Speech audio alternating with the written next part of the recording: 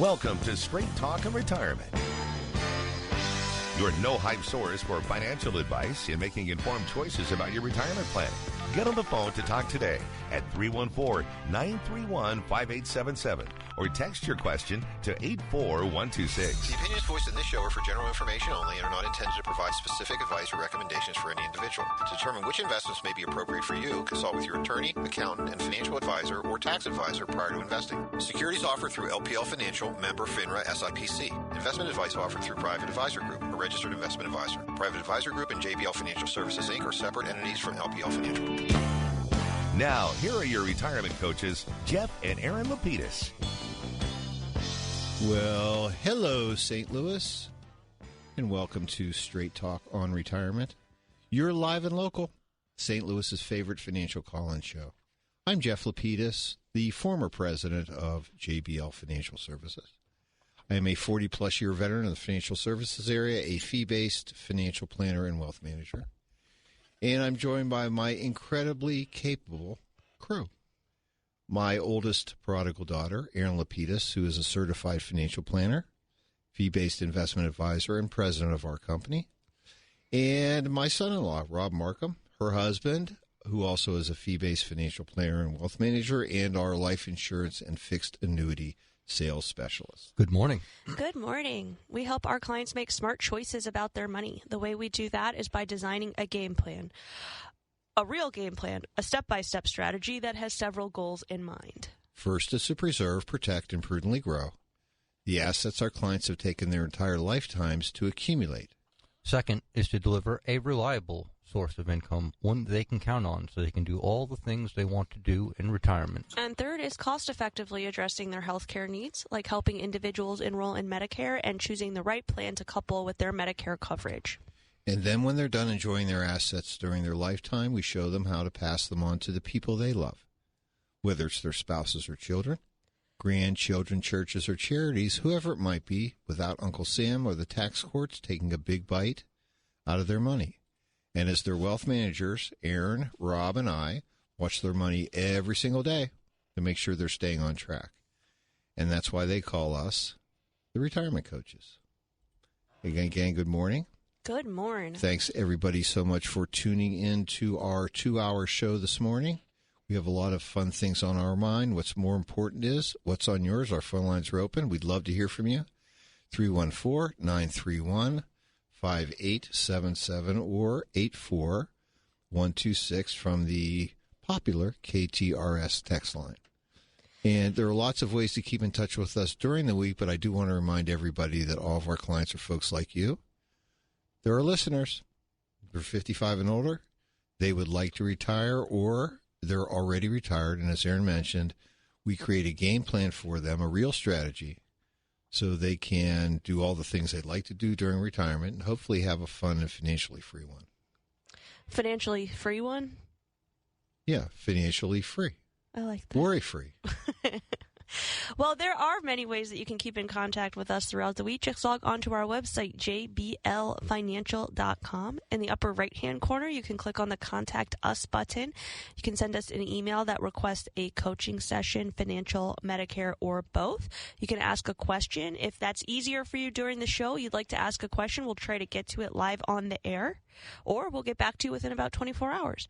On the lower left-hand side of the screen, there's a pop-up box that appears that says sign up for our monthly newsletter. We call it the Coach's Corner, and we do keep the last 6 to 12 months archived on the website for you, along with a whole host of other excellent material, including former shows that we have archived, as well as videos and blogs and articles. So please, Rob, tell us about the July newsletter. We're almost at the end. I know, we're already 20 days into this month. I was just saying, newsletters and these weeks just go by. But our first article is Bon Voyage.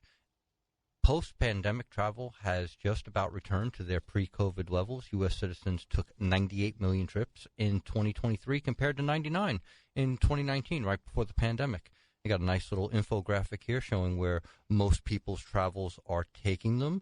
And unsurprisingly, between Mexico, Canada, and the Caribbean, that makes up almost 2/3 of people's travel destinations, which is great. You love to see it. Absolutely. And our next article Watch out for these hazards on the road to retirement. Great article highlighting some of the things that might get in the way of saving for retirement and how to avoid them. Some of those things being investing too aggressively, then combine that with investing too conservatively. And finally, using your retirement accounts to buy things like a new car, an unexpected home repair, vacation, etc., etc. All in all, a great article highlighting some things you're going to want to look out for and avoid. And our next article, asset allocation and diversification. You know, there's no right or wrong asset allocation. The right allocation depends on your age, your risk tolerance, time horizon, and specific goals.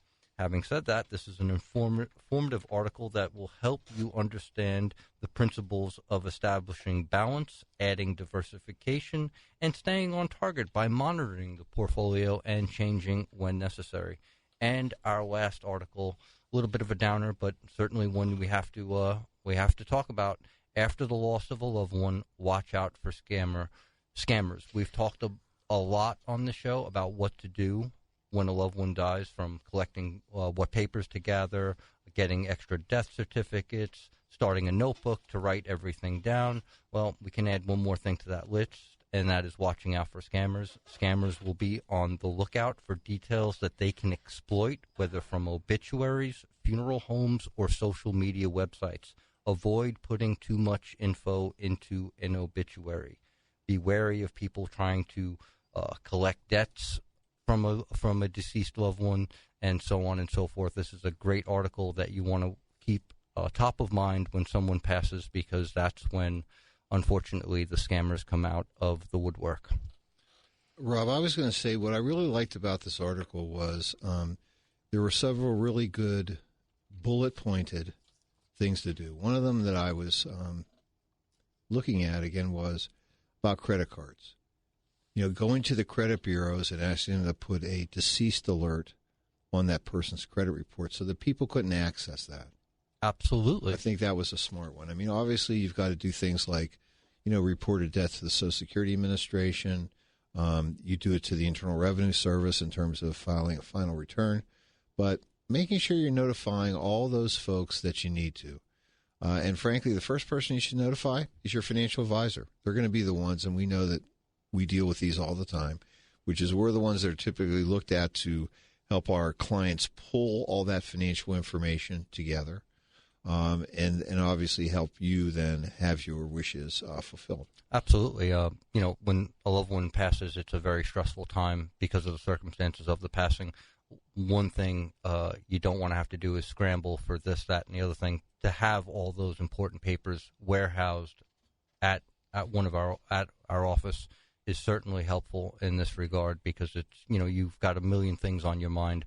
You don't want that to be one of them. Well, and obviously there's obviously a lot of paperwork that has to be done with these when someone passes away, and we, you know, as our clients' investment advisors, having having accounts with us, we're really facilitating that paperwork, which is a good thing. Again, we call it the Coach's Corner, easy to access. Go to our website, jblfinancial.com. Click on the lower left-hand icon, so there, or you can really, anytime you're flipping through the pages, you're also able to subscribe to a newsletter. Absolutely. Which is great. Our phone lines are open. We'd love to hear from you, 314-931-5877 or 84126 from the text line. Well, good. So while we're waiting for your calls and your texts, I need to do an ad lib this morning. An ad lib. Let's go. It would be... Not like a Mad Lib where you right. fill in the blanks. I would be remiss in my duties to not mention that this was a very interesting in our history. It seems like a lot's happened since our last show. Right. It certainly happened. Welcome back. It certainly has. Unless you've been in a cave, you know that the Republican Mr. Trump assassination attempt was made on his life. Changed his life, and frankly, I think it affected a lot of us. We had the Republican National Convention. that went on this week, which was fun to watch. It was interesting, a lot of good entertainment, but also it was interesting seeing the party come together. And obviously, you have stuff. They announced the vice presidential nominee. Exactly, and then we have other stuff going on the other side. Fortunately, nothing else significant. But I guess, as I was driving over today, and again, this wasn't really the first time I thought about this, but if that attempt had been successful, I don't even know if we'd have a show today. What? Well, because it would have. The show always goes on. Well, we'd like to think so, but there would have been chaos. That timeline where Trump is not with us is not a timeline that I'd be wanting to be in right now.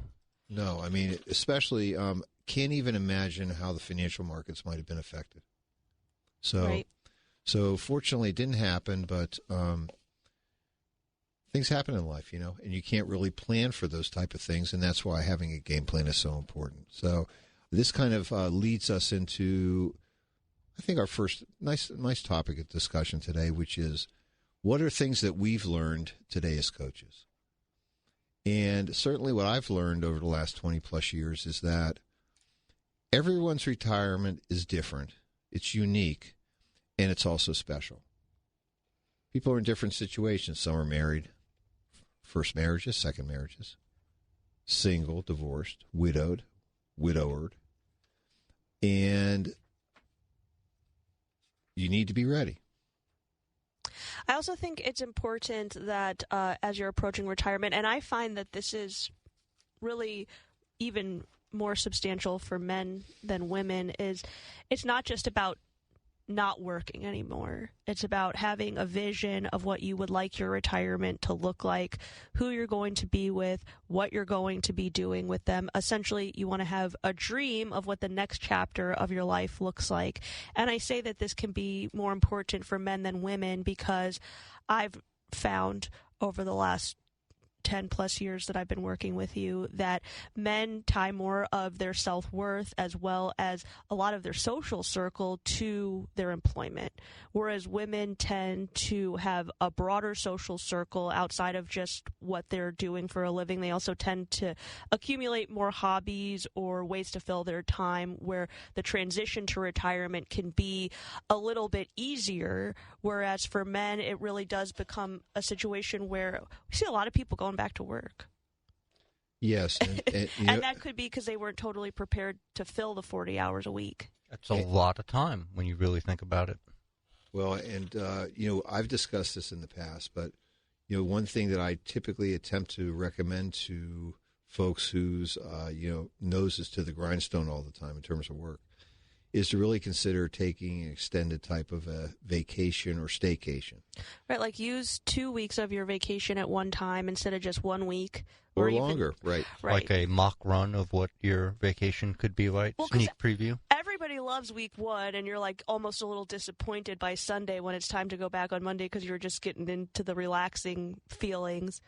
But what happens when you've been relaxed a few days and now you're not exactly, now you're a little bored of the relax? What happens next? The walls are beginning to close in. Right. Well, it's more, and it gets down to thinking about creating new routines. Right. What are we doing? When are we getting up? Are we exercise? A lot of my clients, they exercise first thing in the morning. Well, that's great. What do you do for the rest of the day?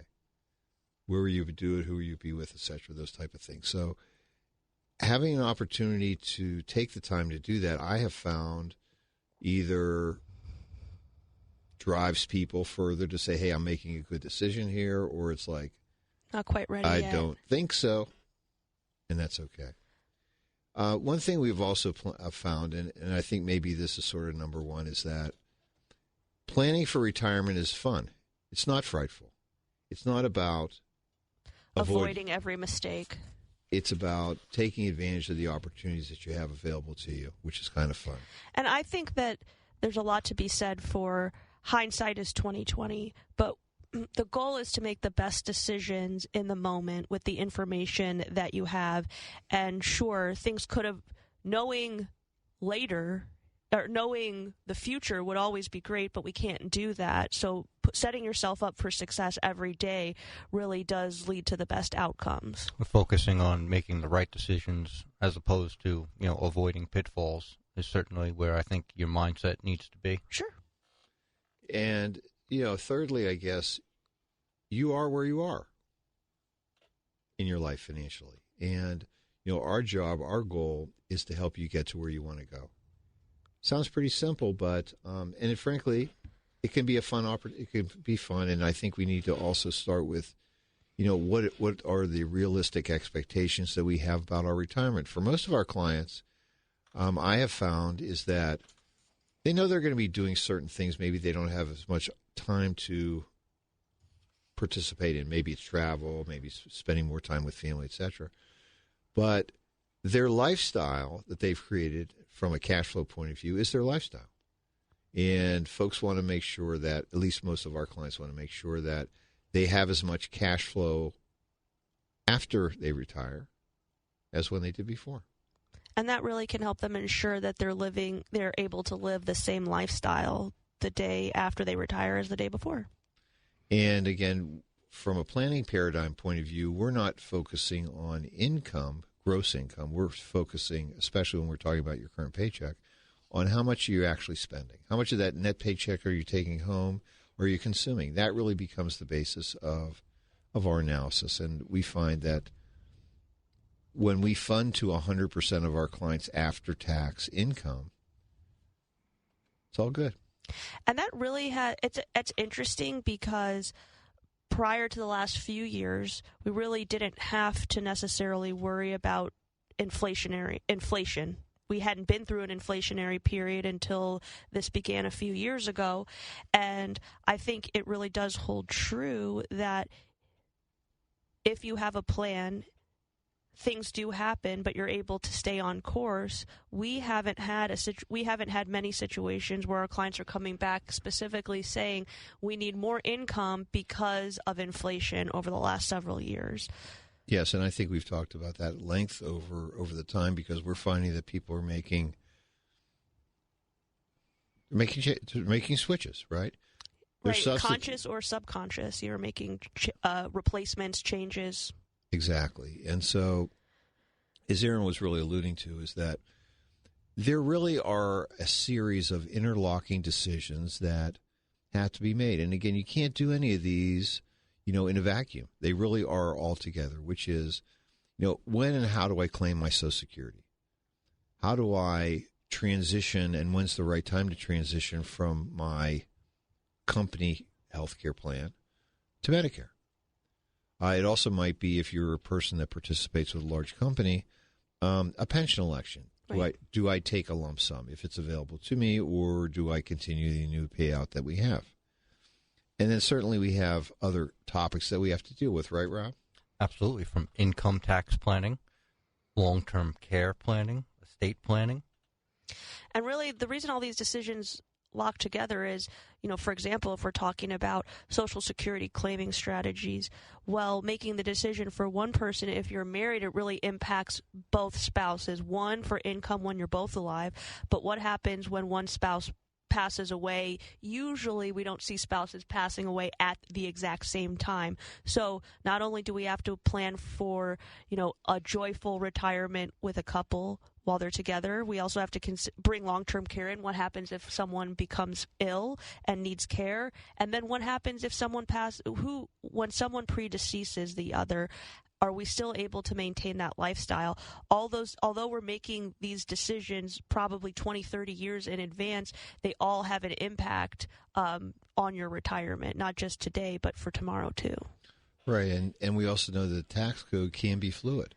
We've seen some of the biggest changes. It's been very fluid. I mean, we've seen some of the largest changes over the last several years. I mean, the change, the Secure Act. And they've really come in succession, changing the required minimum distribution age several times, changing how you can take money out of beneficiary IRAs. The rise in the unified credit exemption. We're today at $12.5 million, and obviously we're dealing with, and I feel like income taxes are really more of a political football. That's right. They changed the bracket slightly. They widen them, they shrink them, they change the percentages by 1 or 2%. The standard deduction really was a big difference with the Trump tax cuts, but, those are all nibbling around the edges, essentially, for most people, especially in retirement when we see people in lower tax brackets, which are usually less impacted by tax changes. Yeah, exactly. And certainly doing planning today for what could happen tomorrow, in my mind, is never a good idea. I mean, we know that 2025, the Trump tax cuts are supposed to sunset, but if we have Trump and we have a Republican Congress, guess what? They're not going to be sunsetted, most likely. Well, also, I mean, the Obama administration extended the Bush tax cuts through their entire administration, so there's nothing that says that there won't be a continuation, even if we didn't see a Republican government. Certainly, trying to plan for what is for an unknown is pretty difficult. Right, and it's sort of like planning for the market. Will there be a recession? Well, of course there will be. We just don't know when it's going to happen. And, right. And recessions are normal parts of market cycles. And it's important to say, okay, we're going to have them. We don't like them, but they are transitional. They typically only run from 9, maybe at the longest, to 18 months. And then we go back into another bull market. We know the last one has run for, truthfully, what has it been, 12, 13 years now? Well, we had a few breaks in the action, right? Yeah, we had a nice one at the end of 2021 all the way into at the end of 2022. Right. That was a nice 18-month interregnum. And that's why we believe that everyone can benefit from having a game plan and a coach to monitor that game plan to keep you on track so that you can do all the things you want to do during retirement. And really and beyond. So those are some things that we've learned as coaches. And the other things that we've learned we're not going to talk about, but it's okay. Again, our phone lines are open. We'd love to hear from you, 314-931-5877 or 84126 from the text line. It's 9:27. Let's take our first break of the hour. We come back. We'll be again here to answer your calls and your texts. So don't touch that dial. We'll be right back. 9:30 here on the Big 550 KTRS. This is Straight Talk on Retirement. We're halfway through hour number 1. Our phone lines are open. We'd love to hear from you. 314-931-5877 or 84126 from the text line. A little quiet this morning, so let's go on to topic number 2, but we would love for you to interrupt us. Please do. One of the, I want to say the number one question that we know that folks that come in to visit with us during coaching sessions, before they become clients, because afterwards we've already answered the question, which is, have I accumulated enough assets so I can retire comfortably? Pretty simple question, right? It's a key question, right? Pretty simple question. Answer's not so simple. And, curiously, this wasn't a question that people had 30 years ago. Because we were in the age of pensions, Social Security. 401ks weren't 401ks. IRAs really didn't come into vogue until the 90s. So this wasn't a question that was answered. But everyone has their own magic number. It's not orange. Doesn't look like a dollar bill that people are, like a sign people are walking around with. But let's talk about how you can find your magic number. Start with the first one, your age at retirement. So what's your goal? Age, I guess? Yes. Your age. How long will you be in retirement? How long do you need to be in retirement? Obviously, the number can be larger, maybe. What sources of income are available to you? We know you'll have Social Security. Or pension, or both. Or both. The question is timing. Depending on your age, again, big factor.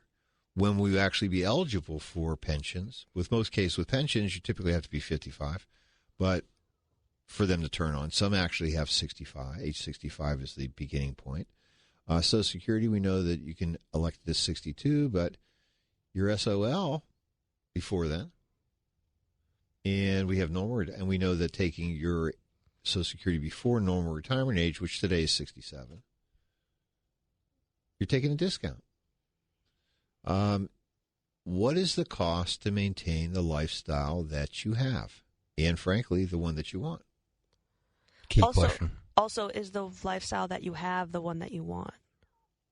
In most cases, the answer is yes. I mean, you're usually doing different things, but sure. When we talk about lifestyle, what we're really talking about is how much cash flow is required to do that.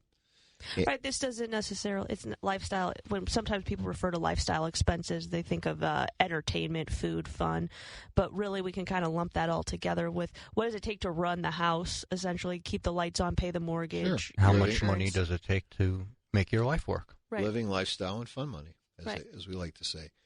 Your health is a big factor. Where you are in terms of, are you in good health? Are you in average health? Are you in poor health?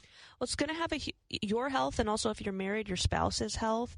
I was just meeting with a client this past week, interestingly enough, and we had put a game plan together for him. He's been retired for nearly a year now, and since we started off with a number of about sending $3,000 a month.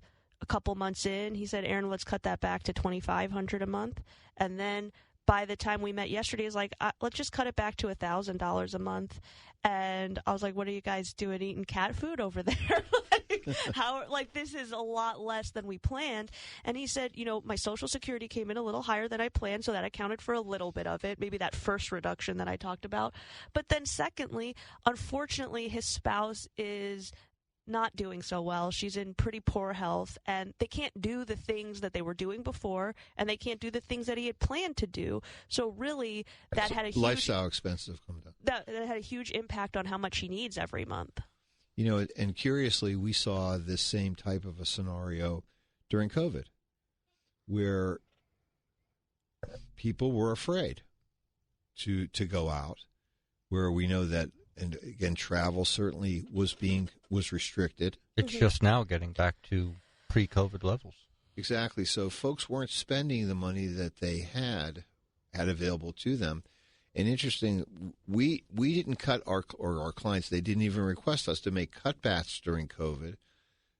They were squirreling away money. They just weren't telling us about it. And they then were enjoying Amazon. Yes. And then at the end, many of them came back and said, we have X amount of money. Can we give it back? Can we reinvest it, et cetera? Which is fine. And as their spending, again, normalized to the levels that they had been before, even with inflation, we found over the last couple of years, we're not getting requests for people to increase their spending because we really funded to their lifestyle. And so that's why this process that we're going to go through to answer that question isn't easy.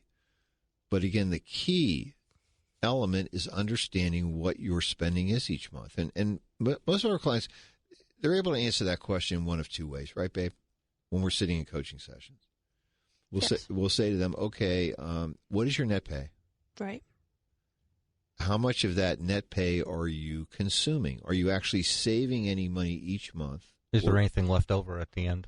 But also, if there's anything left over at the end, are you accumulating that to spend later? Yes. So we have plenty of people that are natural planners where they are setting aside Christmas money, they're setting aside vacation money, setting aside home repair, any type of real estate taxes. Exactly. Sure. You're accumulating some money to spend later. We got to work that part back into the budget. But if you find that over the course of the year, your checking account has grown its balance from point to point of several $1,000s, you know that that's money that you're truly not spending every month, which we can say in retirement, you don't have to save, we just don't spend. So we're not going to factor in that money into your income flow. We're going to subtract it, so we're only sending you what you need.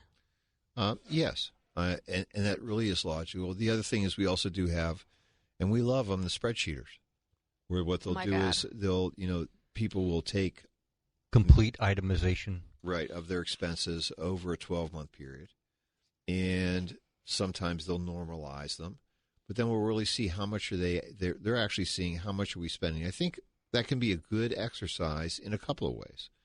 Number one is it's nice to know where your money really is going. But number two, I think it puts you in a position where you can say, I'm spending this, and does it really make sense for me? Is there anything here that can be cut back or eliminated? Well, that you really want to. And, as I've said in the past, and I say this to clients at meetings, we're not Susie Orman. We don't care how you spend your money.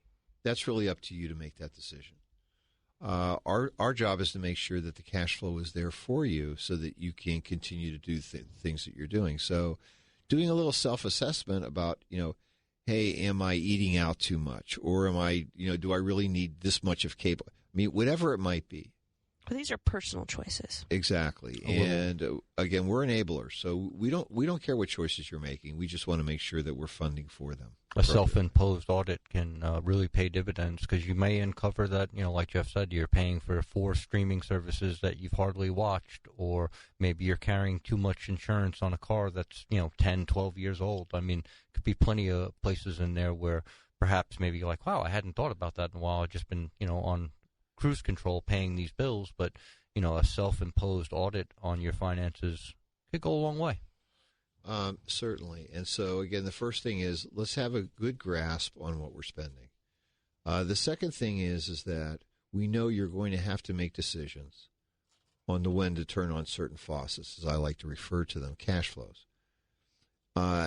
Many times these decisions are difficult, and in many times they're also irreversible. So what we're talking about is Social Security. We know that when you turn on the spigot, that's it. Unless you change your mind, and you can do it one time during the first year. Right. And you got to pay back all that money. Pensions are irreversible. Right. Etc. So, again, that's another one of those interlocking decisions that we have to deal with. And then finally, stuff goes wrong. It always does. Things always go wrong. Things always come up that are unexpected. Obviously, having an emergency fund can help you sometimes. But in many cases, we may have maybe expenses that are unplanned that go on. As an example, Johnny loses his job. We need to help the kids make their mortgage payments or whatever it might be for a certain period of time. Or mom gets sick, and we now have to cut back our work to accommodate being a caregiver. I mean, you can come up with a myriad of different things, but we know things happen. We just know that they do, and you're never fully prepared. I mean, emotionally, you're never fully prepared. Hopefully, what we're going to do is make sure that financially, it's not going to sink you. So, none of these things have to do with where your money is invested or how your money is invested. I also think before you move on that's one of the key reasons it makes a lot of sense in the long run to have a financial advisor or a coach like ourselves, because in situations where things become very stressful, you can have somebody that is outside of the situation helping you to make some financial decisions if those are necessary, without the emotional component. For example, you talked about, kids losing jobs. We've had lots of situations where parents want to buy homes for their kids. Is that the right choice? Well, that's to get Johnny out of the basement, right? Is that the right choice, though? And sometimes, maybe you had a little bit too much of Johnny in the basement and you're at your wit's end, but is purchasing the home the right choice, or is maybe helping him find a rental that you'll co-sign on, or things like that? And there's a lot of other things that come up that can be very emotionally charged, and it's nice to have someone that can be objective and sit outside of the situation to help you make those decisions. And I've had these conversations with certain clients, but I like to relay this to every one of them, is that I realize that there are situations where you need to talk to someone, and you can't do it with your friends, you can't do it with your parents, you may not be able to do it with your children.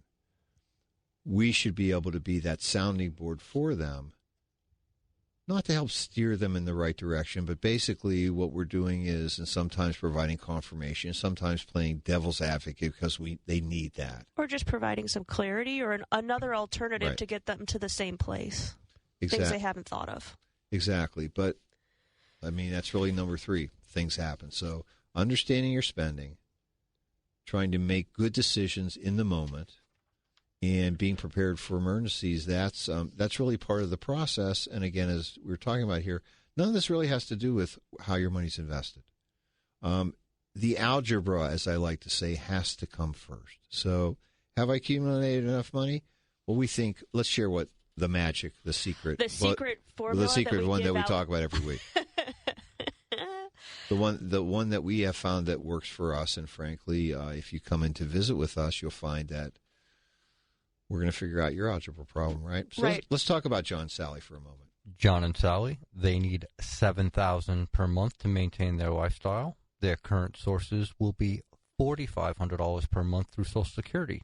So they're short about $2,500 a month. And we didn't put the second step. We figured out that $7,000 a month is gross, so we've reincorporated taxes back into that number for them. Right. So how much capital do they need? Well, we know that if we take $2,500 per month, we multiply that by 12 months, that's $30,000. So having a lump sum of capital that was where we could make a prudent withdrawal rate of 4% would mean that they would need $750,000 of capital. If they have that much, woo-hoo, they're rock stars. But we also need to think about their vault. Having having an appropriate amount of savings. But those things that we just talked about that we know are out there and are going to come up. And 6 months is typically, I want to call it the baseline prudent number. So 2,500 times 6 months, there's 15,000.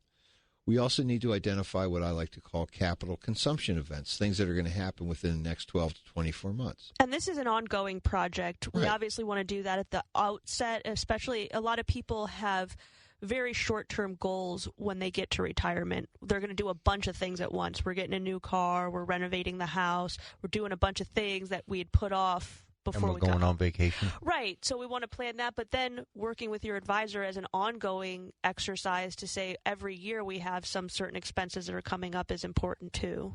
And in Joe and Sally's case, we did that, and they determined that they had a kitchen upgrade that was going to run $50,000, an automobile replacement, the last automobile, which we love to chuckle about because we know it's never the last one, of approximately $40,000. And then I like to call it the big family vacation. We're getting everybody together. We're paying. We're flipping paying the bill.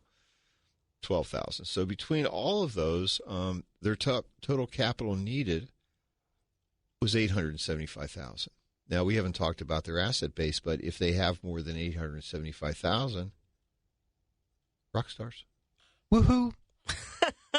They could You're achieve getting all better the at things that, that they're Robert. Thank you. Exactly. I've been practicing in the mirror. That's great. So again, have I accumulated enough money? Again, this is really based upon your spending.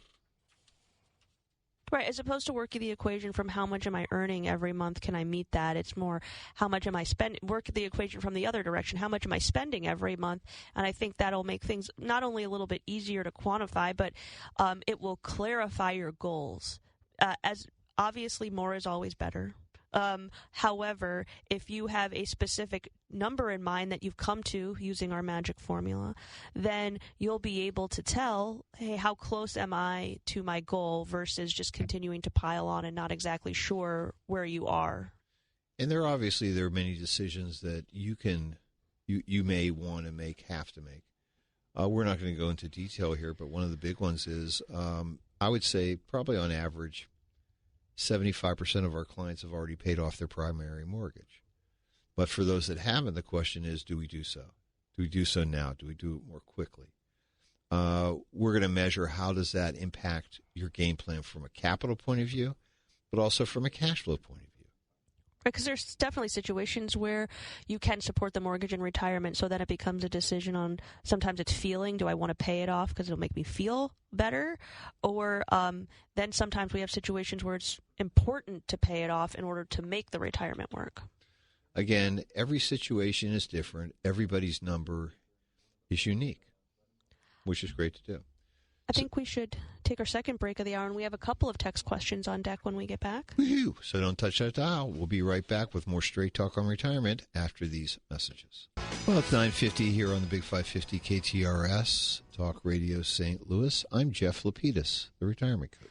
I'm Erin Lapidus, the retirement coach. And I'm Robert Markham, your life insurance and fixed annuity sales specialist. And we are willing, waiting, and wanting to answer your questions at 314-931-5877 or 84126 from Starting to Heat Up text line. And our first texter writes, is it too late to take profits from stocks after the market dropped this week? They still have a gain of 25%, but the profit decreased by thousands. Well, if you still have a profit of 25%. There's still some to take. There's still time. Well, also, I think that this is an interesting question because we don't really know what the goal of the texter is. Was it to make a profit in something and move on, or are we long-term? Greed. Well, that's everyone's goal, right? Or are we long-term investors? Because really what the market is about is time in the market, not timing the market, as the texter kind of points out. If you wanted to sell at the very peak of the last rally, we don't know if this rally's over yet. We just know we saw some corrective days over the last few. I mean, we've seen things pull back to their moving averages, which is to be expected. Especially a really nice long run. Right. When they get that far removed from those averages, you know that, like everything else, what goes up must gently come down, and we've begun to see that. It's just that the numbers now are so large. I mean, when the Dow is at 40,000, you say, oh, my God, it's down 700 points. But that's not even 1%. Right. In relative terms, you have to look at it like this because, 700 points is not what it used to be. When the Dow was 20,000, 7%, quite a lot. Right. When it's double that, well, now we're talking about something different. So, it's important to keep these market gyrations in proper context. Yeah, proper perspective, I think. Jeff, your thoughts? Well, I would just like to suggest something that I keep in mind when we're investing money for clients, and someone else should keep in mind if they're doing their own investing. The real question isn't about do I take profits or not. The question is, if I had cash today, would I purchase this security? That's an excellent way of looking at it. Or another question, or another important thing to consider is not just, if I had this today, would I buy it again? But like we were talking about before, what's the long-term strategy here? Are we looking at rotation? Are we looking at not maybe taking some income because you have a purpose for it?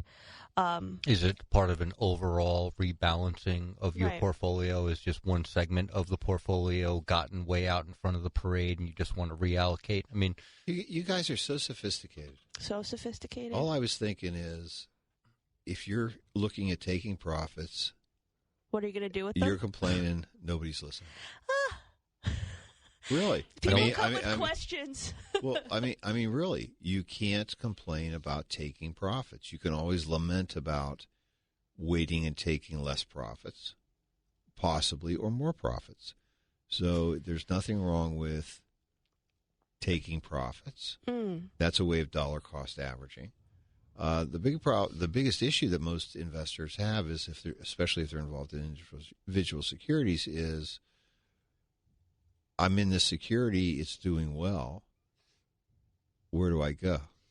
Right. Do I jump on? Am I jumping off? Am I walking off the train, or am I jumping off the train while it's going 50 miles an hour? It's this equity or this mutual fund is really on fire. I'm doing real well. Here's why that's a problem. Right. Or as you're complaining, nobody's listening. Right. That's a general rule. There's nothing wrong with taking profits, especially if they're long-term capital gains. You held the security more than a year.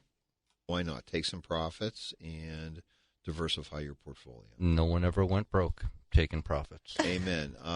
Rob, I know we've got a couple of other texts to go here because we've got about 5 minutes left for this hour.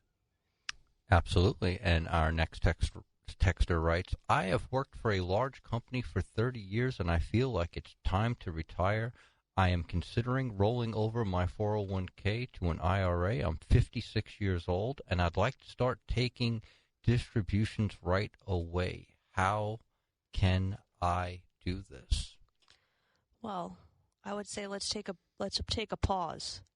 If you're 56 years old and you're looking to start taking income right away, you really have two options for extracting income from a retirement account. Absolutely. You can take advantage of the rule of 55, and that's an IRS policy that allows workers to take early withdrawals from their employer-sponsored retirement accounts without incurring the 10% penalty. So that means as opposed to rolling it into a self-directed IRA, you're going to leave it in your 401k. Granted, you need to have more than $5,000 in there, which if you're planning retirement, most likely you probably do. Because once you roll it over to the IRA, then you're subject to the IRA rules, and they're not going to allow you to take distributions from that IRA prior to 59.5 without a penalty. Unless you have the second option, which is more restrictive than the 55 and over rule. And that rule is the 72T rule, which is a section of the IRS code which allows for early withdrawals from certain retirement accounts without paying the penalty. But there are a couple of catches. The rule requires that withdrawals are made in substantial, equal, periodic payments over a minimum of 5 years or until the account owner reaches 59.5, whichever is longer. So it's a nice little catch, because if you start 72T at, say, 57, well, you may think, well, hey, I'm on the wrong side of 59.5. I'm in the clear now. No, you'll be, if you started at 57, you'll be under that payment schedule all the way to 62. And what happens if you don't stick to the payment schedule? If you don't stick to the payment schedule, then you're looking at some penalties.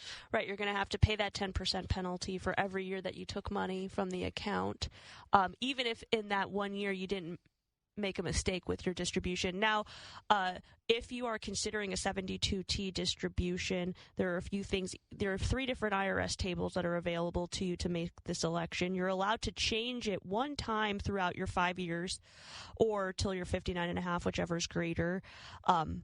They all work out to a little bit more and a little bit less than 4%. So the important thing is you're going to want to sit down and really do some math here and determine, over the next 5 years, are you going to need the same exact amount of money, or do you want to leave a little wiggle room for yourself by leaving it in that 401k plan, giving yourself the flexibility to say, maybe over the course of this time, you're 56 years old, maybe you decide to go back part-time work and you don't need the income anymore. You can stop it if you haven't done the 72T and kept it in your 401k. Maybe you need a little extra, like our John and Sally example, where you have home improvements, you want to get a new car, things are coming up, you want to have access to more funds than just what the 72T is going to provide to you. Yes, and one other wrinkle on this is, let's just assume that our texter was going to continue to work. Mm-hmm. He did need a small level of income, one that he could basically say, hey, I need X amount per month, say $1,000 a month as an example, $12,000 a year. We could go back to his 401k plan and actually do a distribution, create 2 IRAs, one where the money would be dedicated specifically to 72T distributions. We call that the 72T IRA. Or, right, the income IRA. And the other one is the growth IRA. We let that one grow, and we let that grow for, in his case, approximately 3.5 years, and then he can begin to make distributions. But I think the rule of thumb here is that if you see that you're going to need more than substantial distributions, you want to make sure that you take advantage of the rule of the 55 and over rule, which means you're really keeping money in your plan, right? That's right. Don't touch that dial for hour number 2 right after these messages. Welcome back to hour number 2 of Straight Talk on Retirement. As always, we're going to kick hour number 2 off with our Smart Choices About Your Healthcare segment. Because you care, we talk Medicare. The most frequently asked question that we receive on the financial side is, have I accumulated enough to retire? Can I retire? I think the number one question that we receive on the Medicare side of our practice is, what's better, Medicare Advantage or traditional Medicare with a supplement? And there's no right or wrong answer to this. It's really a personal preference, and it comes down to some factors that we're going to get into to help, guide that choice of what might work for you and what might not. And that's what I love about Medicare, which is you finally have the opportunity to tailor a health insurance policy to your healthcare needs. Not only to tailor it to your healthcare needs, but tailor it to your financial needs. Are you someone that likes the consistency of paying a certain amount of money every single month versus potentially having a slightly larger bill but saving money in the long run? I like how how your dad frames this. It's a old world versus new world type approach, and I think that really hits the nail on the head when it comes to what election you're going to make. And when we're referring to old world, we're talking about original Medicare. That's because that was what was originally created by the federal government, along with the creation of supplemental policies, which are offered by private insurance carriers, coupled with a prescription drug plan that came far later, back during the Bush administration, versus New World, where although Medicare Advantage plans have been around since the Reagan administration, they really didn't increase in popularity until the last 10 years because they were really able to build some momentum behind their benefits, as well as increase the number of individuals enrolled on those policies, which becomes a self-fulfilling cycle, in that the more people they have enrolled, the better benefits they can begin to offer. So I thought that we would take today's segment to really highlight the top 5 reasons someone would take a traditional Medicare policy, or old world as my dad likes to call it, or why you might elect a Medicare Advantage plan. So top 5 reasons for traditional Medicare and top 5 reasons for Medicare Advantage. Well, we'll talk about traditional first. Okay. With the supplement, first top reason you might want to choose it, no network. So any doctor or physician that accepts Medicare you are able to go see. Anyone in the whole country. That just opens up so many fun opportunities for you in retirement. If you want to travel the country visiting podiatrists, you can see whomever you'd like. And, for a lot of people who, again, this goes back to how we consume healthcare. Maybe you went to the doctor and, you know what, I don't like the answers I'm getting, so I want to do a little bit of doctor shopping. If that's how you consume your health care, not having a network and being on the supplement might be the right choice for you. Could be to your advantage. Another great point about the supplement is rare prior authorization. Traditional Medicare rarely requires prior authorization. Example, client of ours, Elizabeth, had a traditional Medicare Plan G. Last year, she had to have hip surgery after the operation and 3 days in the hospital. Elizabeth's doctors requested that she stay in a skilled nursing facility for 2 weeks. No prior authorization was needed. She was accepted into skilled nursing right away. Rare prior authorization is needed for some durable medical equipment, and sometimes MRI scans, but it's very, very rare. And I would say this is a decent point about traditional Medicare. However, when prior authorizations are required, it's not the enrollee's responsibility to acquire prior authorizations. It's going to be your physician's. If you are currently using a group group health insurance policy through your employer, prior authorizations are a way of life. You probably don't see that happen if you're somebody that's been in need of some more extensive medical care, or even if it's just an MRI. Prior authorizations are often needed there too. So something that might alleviate some time for some aggravation for you, but I would say this is something that most individual enrollees don't have to deal with on either side. And another great point about the supplement would be, say you have a second home in another state. Say you split time, say, between Illinois and Florida. Not having that network could be of a great advantage to you, because now, no matter what state you're in or where your travels bring you, any doctor or physician that accepts Medicare, you're going to be just fine to go see. Absolutely. Foreign travel. Most plans will cover 80% of foreign travel, and your responsibility will be for the other 20%. 20%. Example, Paul was on a Medicare Plan F, which covered 100% of his health care costs domestically. And when Paul and his wife were traveling in Berlin, he started to feel sick. He went to their version of an urgent care. Turns out he had a UTI. When he asked how much the visit would be, he was told €29, which is about $31. So everything was kind of in proportion to what he would have paid. That's a good point. The other important thing to consider here with foreign travel is I would always recommend, no matter what you're choosing with Medicare Advantage or traditional Medicare, that you couple some foreign travel insurance along with it. Because in this example that we used, urgent care is covered by Medicare. If something happens if something happens while you're out of the country, urgent care is a relatively minor expense. What if something significant happens? So you're going to pay 20% of charges. What if your charges are $100,000? Ouch. Right. So although there is coverage for you with traditional Medicare for foreign travel, you do want to consider coupling it with a relatively inexpensive additional policy that will provide you some additional protection when you are out of the country.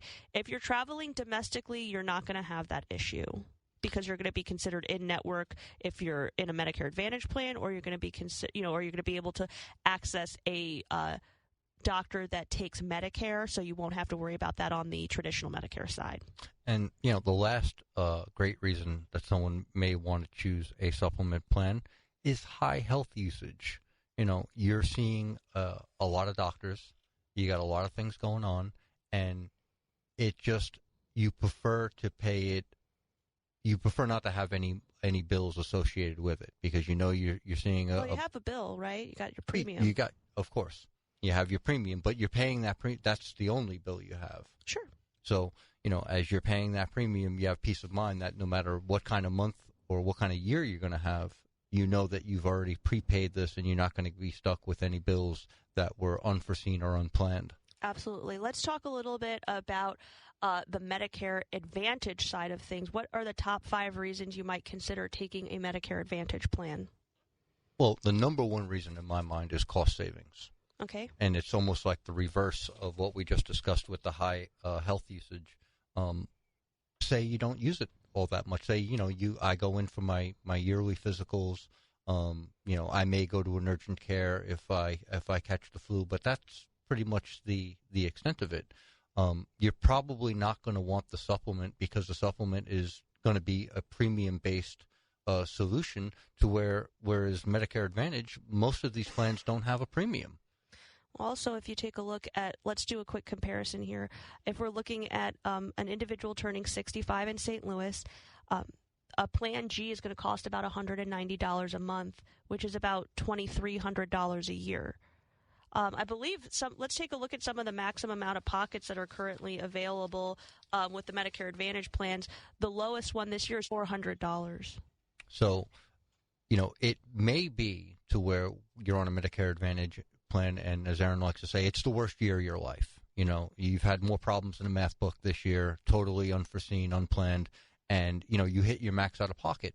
When you compare that to the supplement you're paying every year as if it's the worst year of your life. Right. So you're not, whether you used it a little bit or a lot, that payment is not going away. And in addition to that, that payment is going up every year. And as we've discussed previously, this is going to be the first year where we're going to see some really substantial increases in the supplement premium.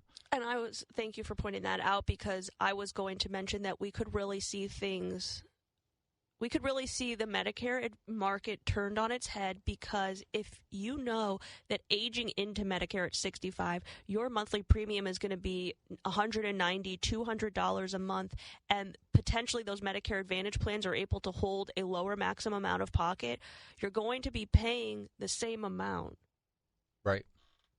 If you have a good year, if you have a bad year, if you see the doctor frequently, if you're someone that just like you mentioned before, this isn't necessarily about good health or bad health. It's about healthcare consumption.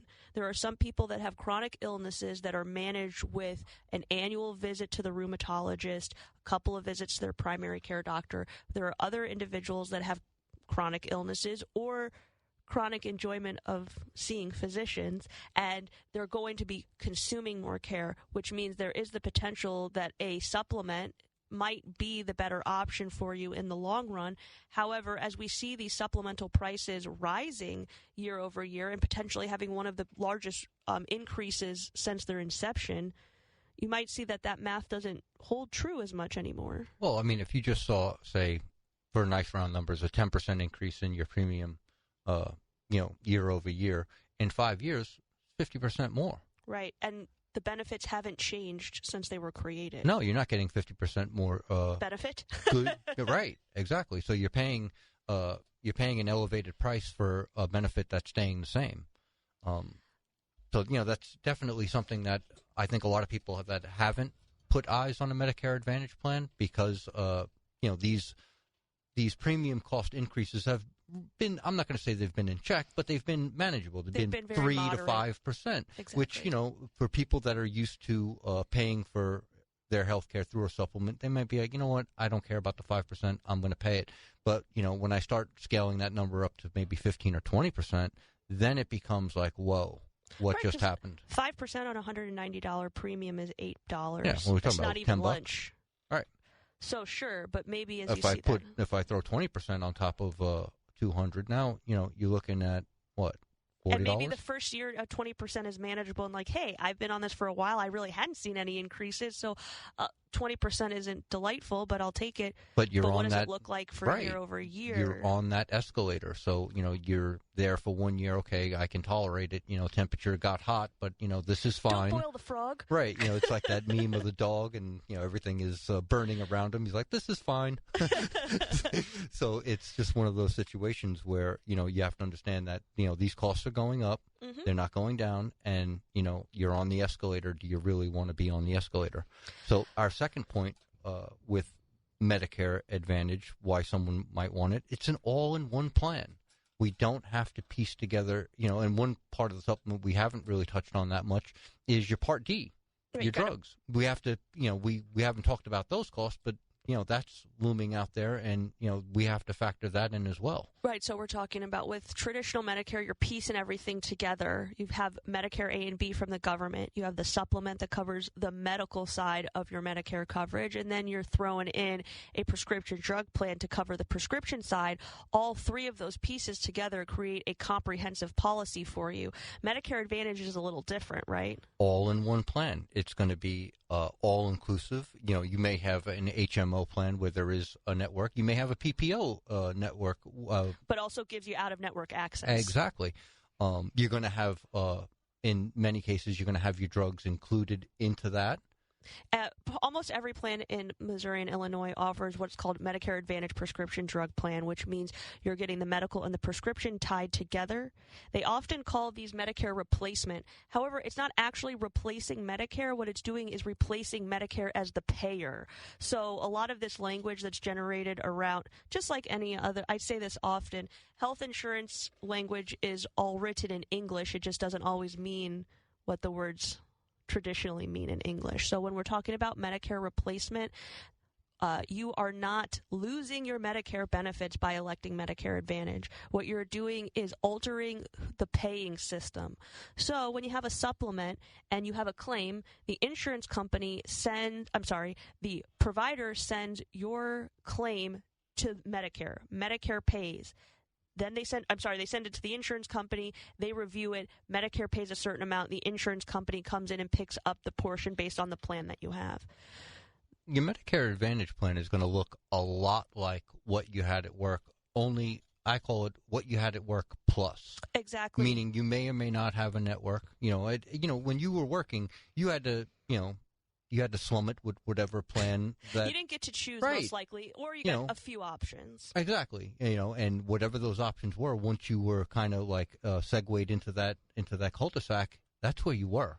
Right. Whereas Medicare Advantage, you have a lot of options. And, if you try a plan and, say you were enrolled and, throughout the year, like, I thought I was getting one thing. I thought I was be using these extra benefits, but I'm really not. You know what? Open enrollment comes around every year, and you're going to have a lot of plans to choose from. So, unlike the employer, it's going to look a lot like your employer healthcare, but unlike your employer, every year you get to change. And sometimes you might change because of desire. Other times we're going to be available to help you change your Medicare benefits to mirror your changing healthcare needs. Rob, I think you made a good point. Maybe you initially selected a Medicare Advantage plan for certain benefits. You find you don't use them that much. Or, hey, that sounded like a nice bell, but I never rang it. So maybe I want to try something else. Or we've been in situations where your health changes. You might have been diagnosed with something where you need durable medical equipment, for example. Where's the best Medicare Advantage plan to cover that benefit for you?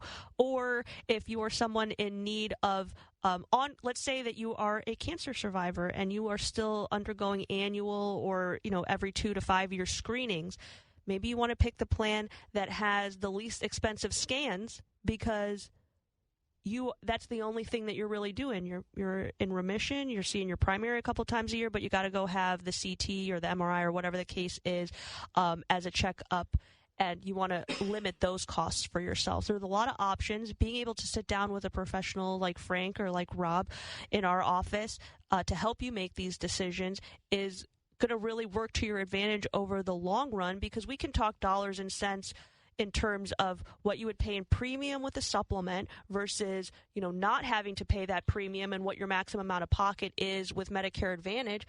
Or we can be even more targeted and say, if you've selected Medicare Advantage, how are we going to save you the most money every single year as you're consuming your care? Absolutely.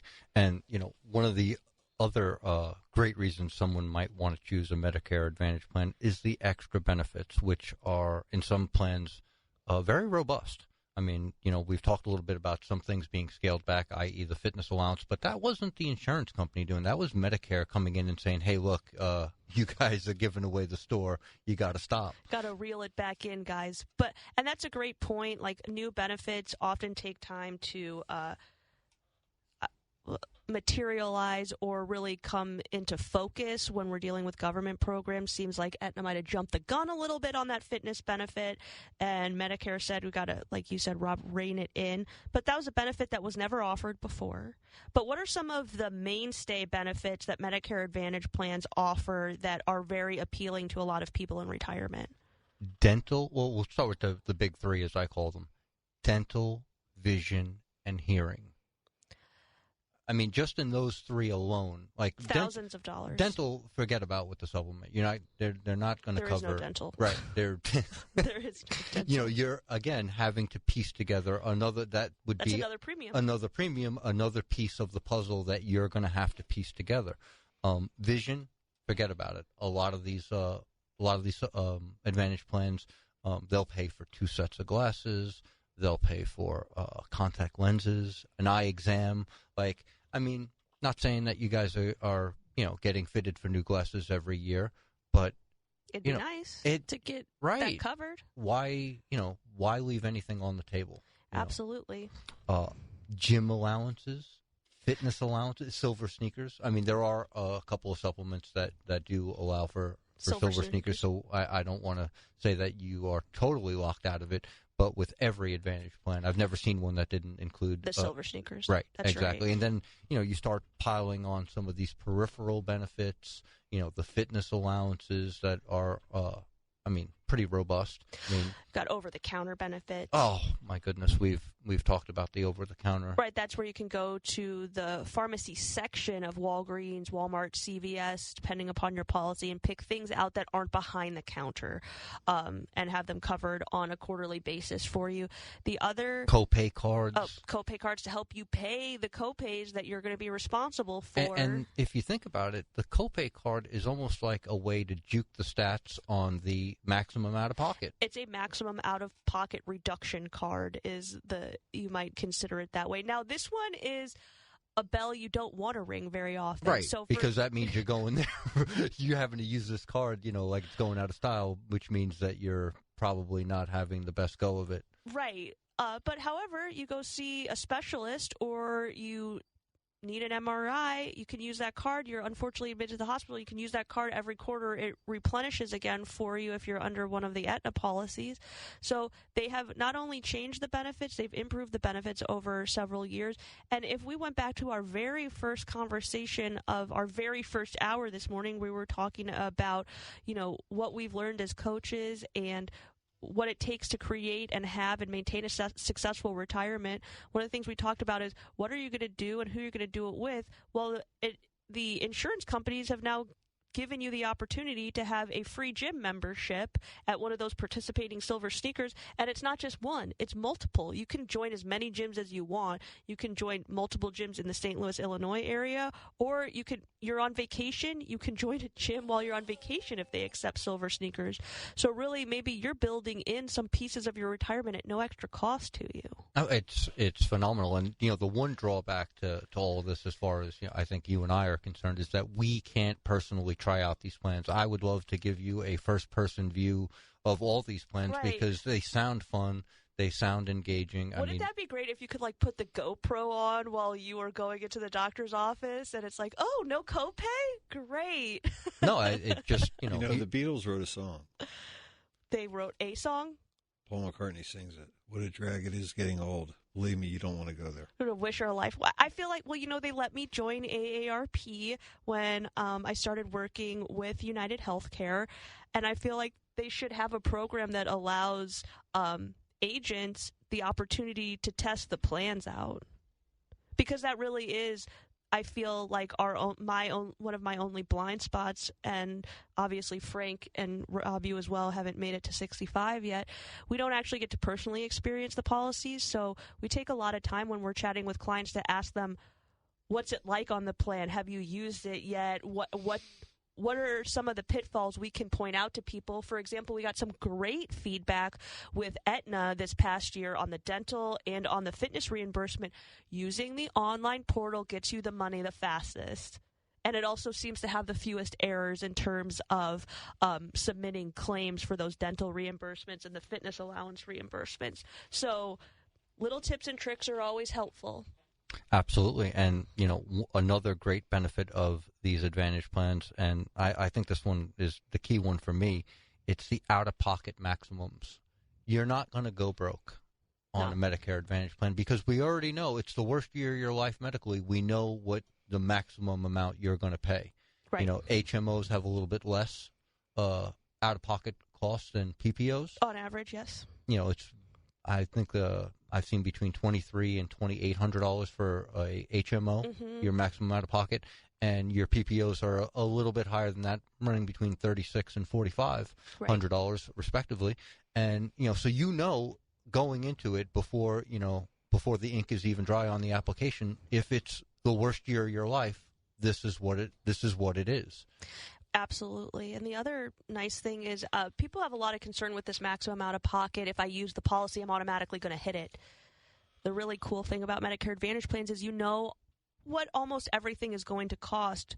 Like you said, before you even finish signing the application, you're going to know it's X amount. This much the specialist, this much for your copay. You're gonna have a firm understanding before that application even goes in exactly what you're looking at. So there won't be any surprises, I guess, is the long and short of that one. And just as an aside, we just got a text plan in, gold plan paid from my Apple Watch Pro. See, these are the kind. How great is that? $900. $900. So look, you talk about peripheral benefits. I mean, this is not a reason to join a plan. It, can't be the only reason because you got a Apple Watch Pro paid for. Callaway. You haven't submitted A1 that claim smoke. yet. That's right. That's right. But it is nice to get these extra benefits. Maybe I've just developed a great idea since you've already disclosed the policy that you're on, Dad, and you've disclosed your purchase of the Callaway driver, wood, irons, whatever. Yes.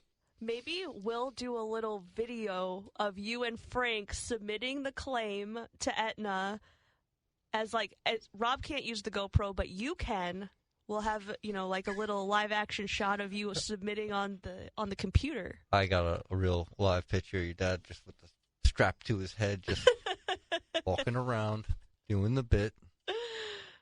I think that would. Okay. Do I get to dance when I get the reimbursement check? If you would like. Absolutely. I was protecting your privacy. I want to do the before and after.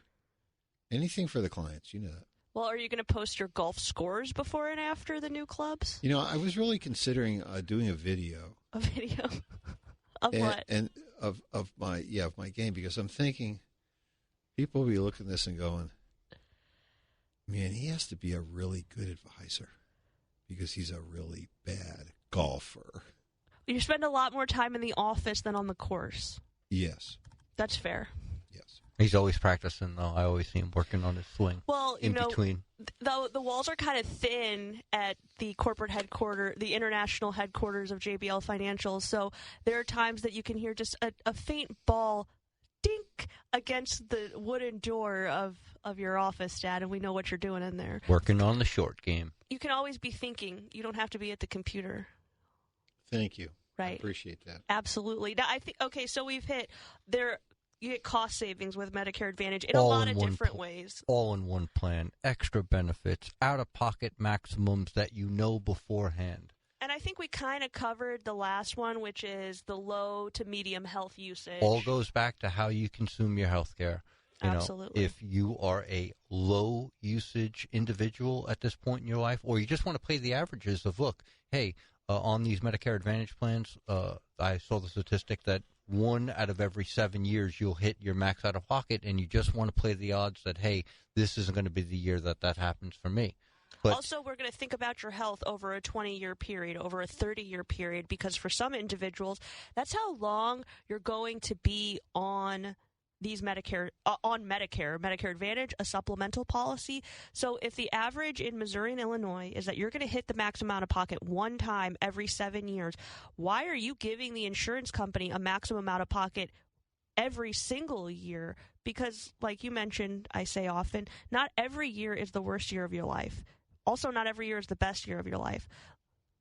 Why don't you shift, you've taken a little bit more risk on by saying, I'm not going to pay the same amount every single month, regardless of what happens. You're taking a little bit more risk from the insurance company than with the supplement. But you're also creating the opportunity for a lot more savings.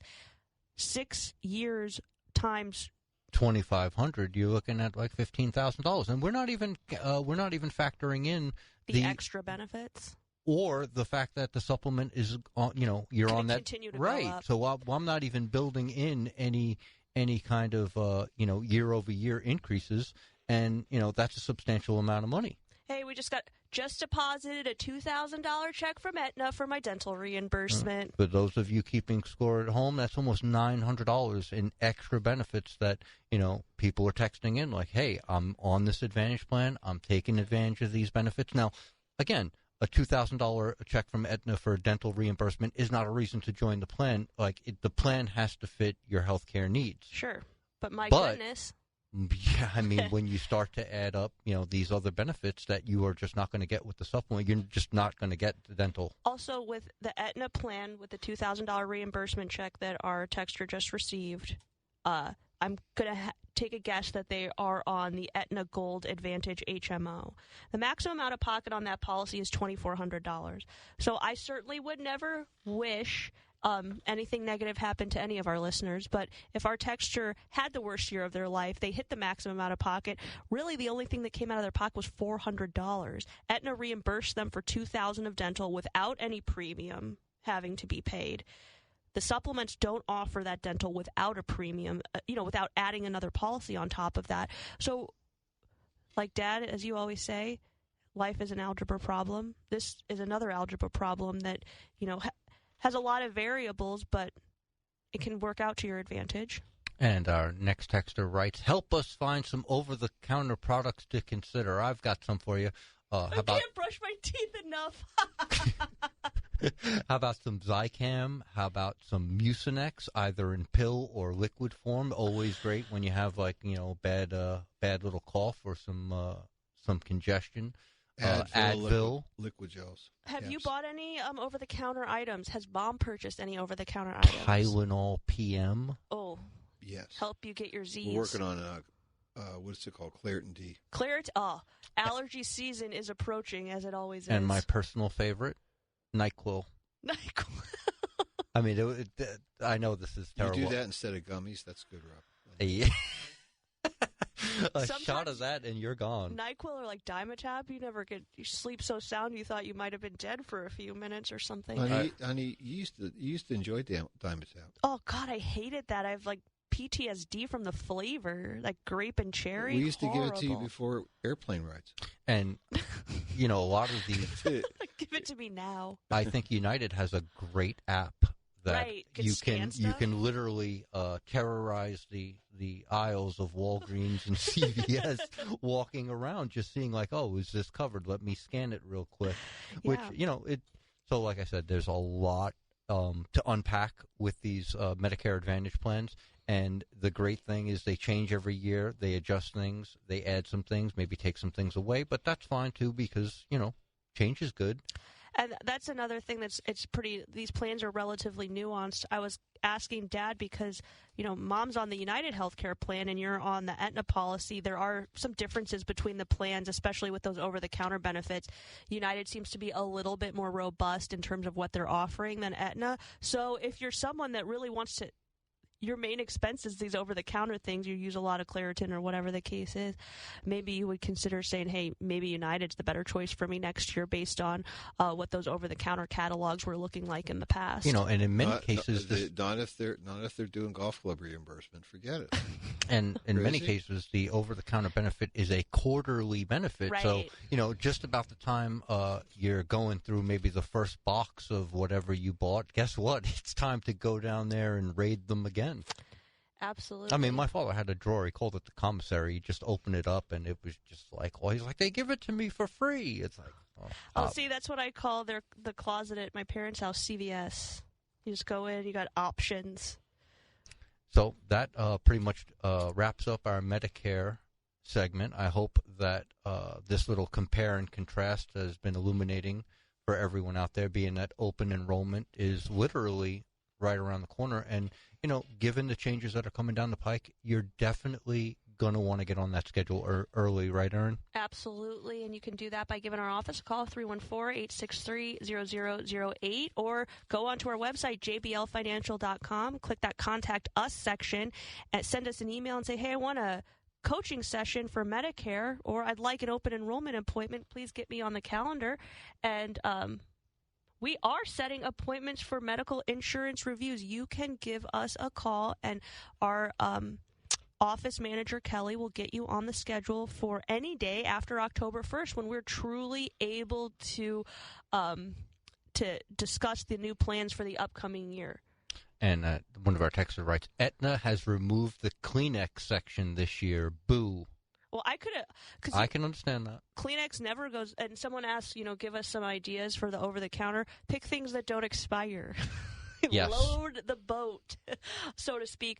And somebody else commented that they really love the lists and the comparisons. And I think, and Rob, you and I were discussing this earlier, that over the course of the next several months before we get to open enrollment and even into open enrollment, we're going to come back with some more lists. These were the top 5 reasons between the two. I think we're going to continue some more lists in terms of comparison between Medicare Advantage and the supplements. So everyone is super prepared with some thoughts going into open enrollment, especially if you're someone that wants to hear about Medicare Advantage. Maybe you've got a few questions prepared for when you sit down with someone this open enrollment.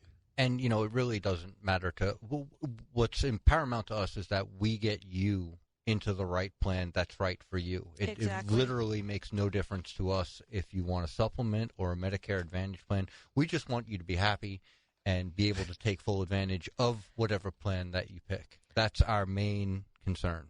Absolutely. And with that, I think maybe we take our first break. Is it our first break? It's our first break of this hour. Of the hour. Oh, my goodness. Time flies. So don't touch that dial. We'll be back with more Straight Talk on Retirement after these messages. Well, it's 10:42 here on the Big 550 KTRS. Hour number 2.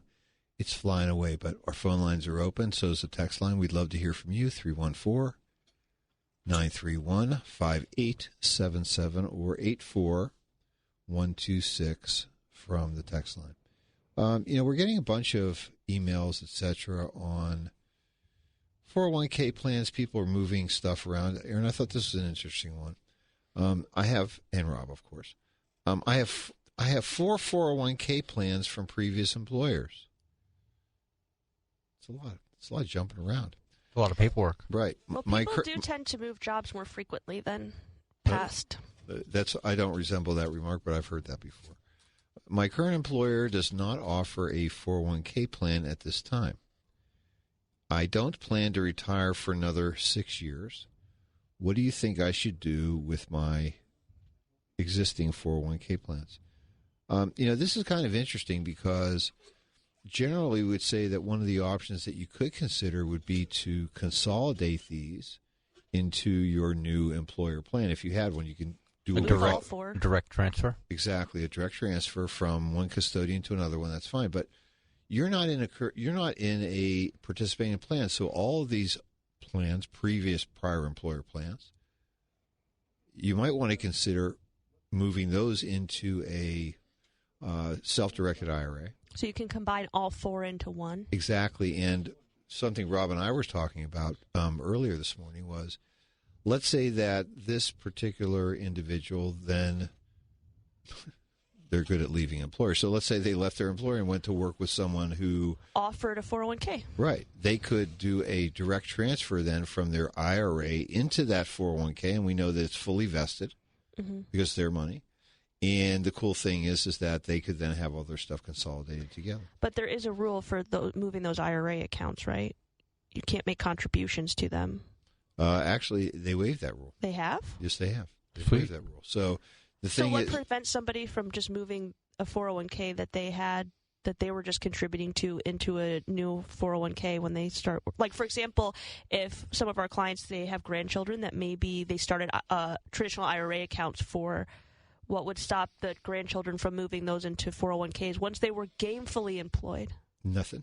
They can do that? Sure. That's pretty cool. So it's not even, so really there's no such thing as a conduit IRA any longer? Yes.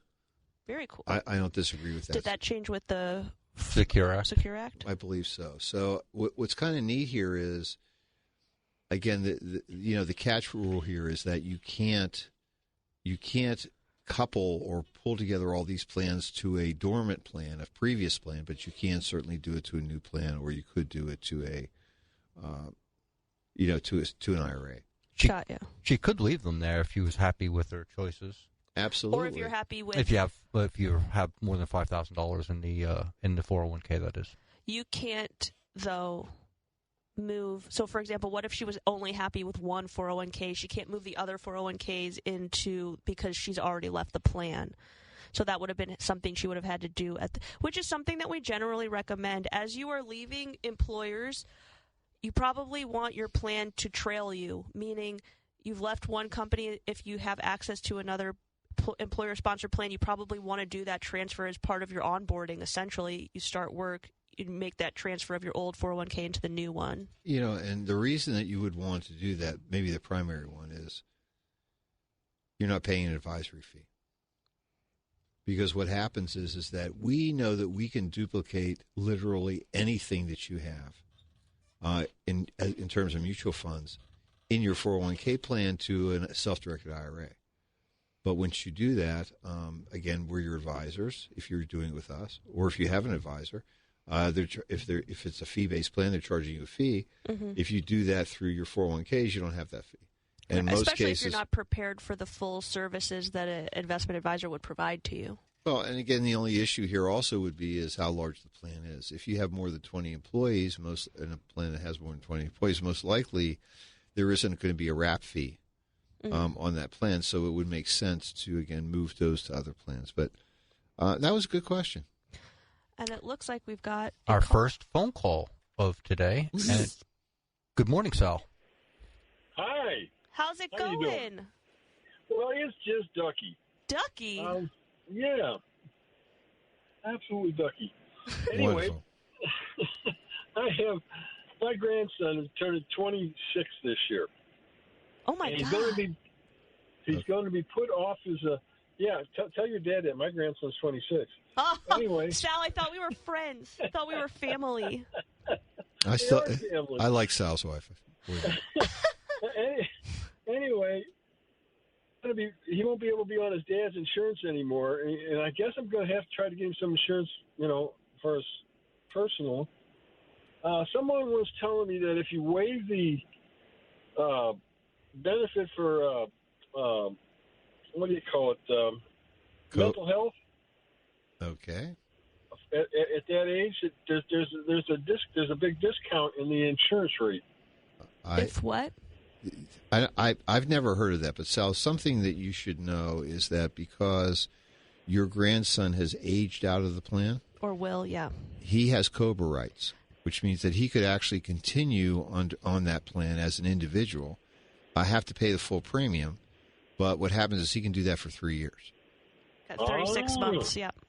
That's right. So you don't have to necessarily call and say, Aaron, would you find me an exchange plan for my grandson, which we certainly could do, and we would be happy to do a comparison for that. But most likely it's probably going to be better for him to stay with his dad's employer's plan, but he'll be having an individual premium.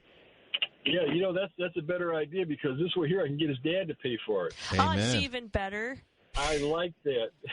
Very good. Well, again, it's good to do that. And, as you know, we still work with about 50 companies here in the city in terms of their employee benefit plans. We don't talk about those where we've designed them and we administer them, but knowing the rules is a good thing. So tell your son-in-law, get with it, baby. Put him on and actually COBRA for 3 years on that plan. Well, that's right. And what actually will happen is that his employer will have to send your grandson a COBRA notice. Oh, good. And the cool part is that the COBRA coverage doesn't start until he actually receives that COBRA notice, and then signs off and agrees to do it. And we've seen some cases where, unfortunately, the plan administrator falls asleep, and that doesn't happen within 2 weeks as it's supposed to of the date of that event. And guess what? He's still covered under the plan, but. Feel comfortable. I know that Grandma's going to feel good about this also, is that he'll have at least 36 months, and I'm sure within that time period, he'll hopefully be gainfully employed and have an employer that's going to offer him a plan, and so he can get off your son's payroll there. From your mouth to God's ears. Amen. Anyway.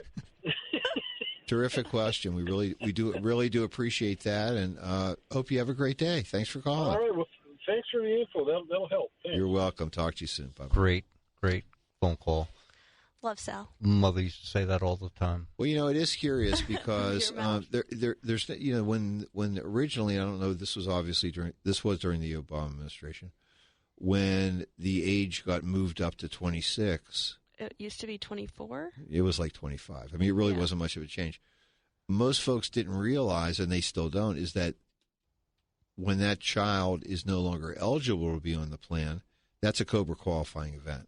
Which then gets, and as a dependent, that gives them 36 months, whereas you as the employee only gets 18. Exactly. The only thing I would say about COBRA coverage for younger individuals is many times they are going to be paying for more coverage than they plan to use. So you might still want to do the comparison between a higher deductible policy, which could bring the premium down and decrease the expense and really kind of reflect more of the usage of a 26-year-old versus having a low deductible, which will create a much higher premium. Because unfortunately, most people don't realize COBRA is not a policy in and of itself. It is the legislation that dictates you have access to your employer's plan after you leave. So that... And they have the right to permit you to do that and then charge you 102% of the normal premium. Right. Which is, the premium is going to vary depending upon your age, your sex, and the plan that you're on. So there is no set COBRA premium. However, they tend to be slightly higher because group health insurance benefits tend to be a little bit more robust than individual health insurance benefits. Well, the other thing is that if you're working for a large employer that has a employee rate. Right. They had the power of the larger group. Well, not only that, but what happens is that they're paying a composite rate. So what we're talking about is we're getting the 50, 60-year-olds that leaving are influencing that premium versus a 26-year-old. Specific age. Exactly, and that's something to consider. But again, you do have COBRA rights. It's important to, again, check with your plan administrator when you have these events occurring. Well, before we run out of time, I think we should take our second break of the hour. So don't touch that dial. We'll be back with our last little bit of Straight Talk on Retirement after these messages. Okay, again, our phone lines are open. We've got about 6 minutes left in the show. 314-931-5877 or 84126 from the text line. Did receive an email during our really quick break, which is kind of fun. Jeff, I already have a financial advisor, but I enjoy your show and learn a lot. Thank you. Appreciate that. Do I need to fire them before I set up an appointment to come to your office? And the answer to that is no. But if you're coming to see us, you've probably already made that decision. That's a good point if you're asking that question. And you're probably waiting for confirmation once you've come to visit with us. And so, again, coaching sessions are fun. They're easy. There are offices and all of that where we have the best coffee and free parking. We'll send you a list of information that we would like you to bring to the meeting with us so we can see your last tax return. We'd like to see investment statements, insurance contracts, will and trust documents if you have them, so that we get a good financial picture of where you're at. We have a short questionnaire to give us some basic information about you, name, dates of birth, etc. You come into our office. We promise to do that. If you're with Aaron, it's 60 minutes. The old man, though, tells a lot of stories, so it could be up to 90 Your minutes. lifetime. Exactly. A lot of stories. I have a lot of Aaron stories. You have a lot of, right. And I enjoy telling them over and over again. I just miss the old days where I had to sit through all of them. Wow. Man, I'm so glad you have a ride home today. It's just brutal. That's all I can tell you. I didn't even do any grandkid jokes today, okay? So don't start with me. Sal already helped you with that. Oh, did he? He did indeed. Did it affect you in a positive way? Well, it would have been pretty hard for you to have a 26-year-old grandchild. We'll just put it like that. Well, again, to our texter, thank you, or my emailer, thank you so much for the email. And so you'll probably hear a little bit of this if you come into the office, too. So come in for some fun. That's what we think really you can do. Or you can give us a call, 314-863-0008. And our next texter writes, did I hear you say that you can help your clients choose an Affordable Care Act marketplace plan? Yes. And yes. Not only can we help you select a policy, but if you're someone that is looking to structure income in order to potentially receive a subsidy, so a decreased premium amount on those Affordable Care Act policies, that is something else that we work with many of our clients that are not 65 yet in doing to bridge that gap in a more affordable way if it is possible. Yeah, I think the important phrase is, do you help your clients? And the answer is yes. We only help clients. With the Affordable Care Act policies, yes. We don't do them. We don't do them individually because you know what? You don't pay us. No. And our next texter writes, 26-year-old versus a COBRA plan? Is the coverage just so much better with COBRA? Well, it's really going to depend upon the plan that 26-year-old is leaving, because COBRA is going to be the exact policy that you were on, but instead of your employer or your spouse's employer or your dad's employer paying a portion of the premium, you are now responsible for 100% of the premium. So, like you were mentioning, Dad, if you happen to work for a much larger employer, a couple of things could happen. Your premium could be higher because they're using a composite rate versus specifically tied to the age of the individual. But secondly, because employers have negotiating power, they tend to have more robust benefits than smaller companies do, which means that when it's time for you to foot the bill 100% of the premium, it could be much more expensive. Now, you could potentially have been working for a smaller employer that had a high deductible policy. That plan, you may be able to find individual benefits, that individual insurance policies that have a much lower deductible if that's something you're looking for. But then also there are some drawbacks with the network. So I would say COBRA is generally a better policy in most cases. Right. I mean, even your basic routine stuff with the doctor. I mean, what happens is with your company health plan, you have copays. You may not have that in a right, because you could be straight deductible type situation, exactly. Or you could have a very limited network. So really this is a comparison that we would assist with, which is, what are your healthcare needs? Who are your physicians? What are your prescriptions? We'll kind of do a comparison for you to say if an Affordable Care Act policy would be a good option for you. And this is similar to what we do for our clients when they're considering transitioning from their company health plan to Medicare. We do that at that time. Again, we'd love to hear you, to visit with you, as we do with the rest of our listeners that want to come in for coaching sessions at our offices at 9300 Olive Boulevard in Olivet, 314-863-0008. See you next week. The opinions voiced in this show are for general information only and are not intended to provide specific advice or recommendations for any individual. To determine which investments may be appropriate for you, consult with your attorney, accountant, and financial advisor or tax advisor prior to investing. Securities offered through LPL Financial, member FINRA SIPC. Investment advice offered through Private Advisor Group, a registered investment advisor. Private Advisor Group and JBL Financial Services, Inc. are separate entities from LPL Financial.